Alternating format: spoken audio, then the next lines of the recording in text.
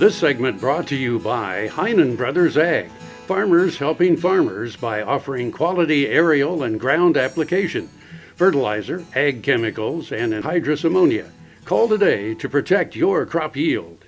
So one of the things that we've been talking at the Winter Ranch Management Series this year is giving producers a bit of an update on some of the new Beef Sire Selection tools that are available. And we use new a little bit loosely, but two of the concepts that I've been talking about this year are selection index, so a method of weighting individual animal EPDs by economic weights towards a specific endpoint as a tool for producers to use a single value then as the result of that mathematics and using that single value in their selection decisions. We'll talk about that more in just a minute. The other concept that we've been working on this year is arguably a maybe more recent addition to our suite of tools, and that's the use of genomics and using DNA markers as a way to gather information about an individual animal's genetic potential for a variety of traits, and then incorporating that into the EPD system that produces genetic evaluations for animals from a number of breeds here in the U.S. So kind of back to the selection index concept, one of the things that's really important for producers to recognize is that for their specific operation, there are a set of economically relevant traits. And those economically relevant traits are ones that either have a direct cost associated with them in their production system or a revenue stream associated with them. So a common one to think about is if you sell calves at weaning time, weaning weight is an economically relevant trait. And it's one of the traits that we have available for measuring or reporting genetic potential for growth in our production system. Other measurements for growth rate include yearling weight or post-weaning gain, average daily gain, carcass weight. We can think about mature weight, any of those other measurements of growth. And they happen to be what we call indicator traits because they, in that particular production scenario where we sell calves at weaning time, don't have a direct revenue associated with them. Weaning weight does. The other ones are indicator traits and they're genetically associated with weaning weight.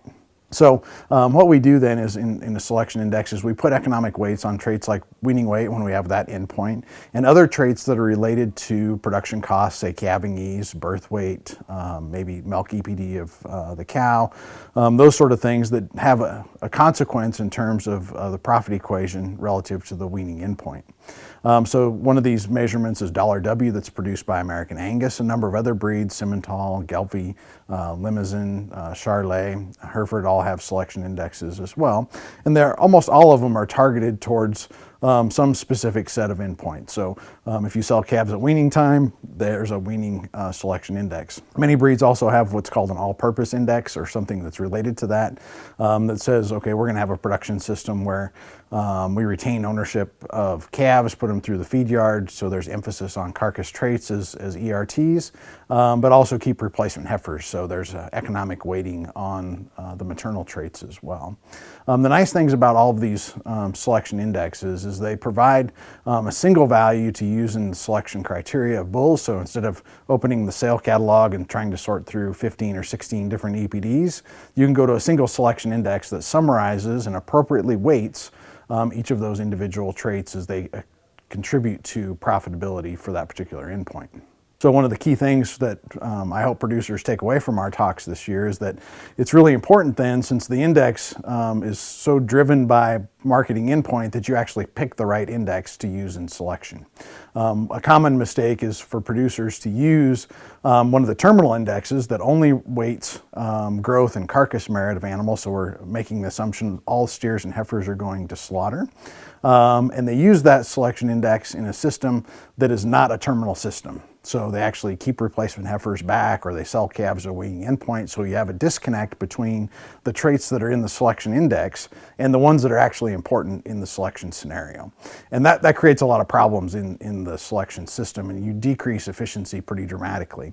And it's easy to see if you don't put any economic weight on maternal traits because you used a terminal index and you actually keep replacement heifers, that you've actually selected replacement heifers that potentially aren't very good replacements because you haven't put any weight on the maternal traits. So a pretty kind of common sense approach that we try and advocate is that producers make sure that they align the selection index that they're using with their particular scenario and marketing endpoint. So It provides a really nice way to do that. One of the great things is that the scale that animals are measured on is in dollars difference per progeny in terms of profit expectation. So it's in dollar units, and that's an easy thing for all of us to understand and translate. So it's a really convenient tool.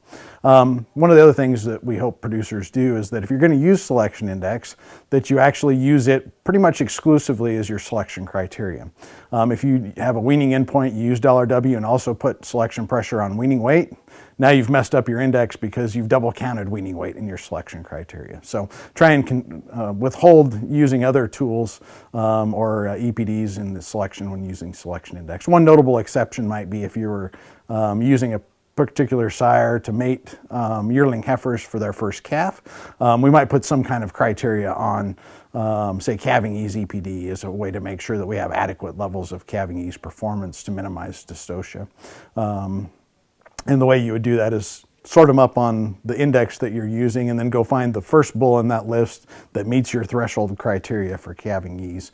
Then you've sort of done the maximal job of selecting for adequate calving ease and economic weighting for the traits of your marketing endpoint and interest. So selection index is a really useful tool. It's been around for a long time in pork and poultry businesses, primarily since the 1940s and 50s, but not adopted in the beef sector until the early 2000s. So we've had a big gap in time to really prove out the technology in other species, and it's becoming pretty widely adopted as a tool for commercial producers now in the beef sector. And after the break, we'll talk some more about beef genomics and the use of genomics tools in beef sire selection.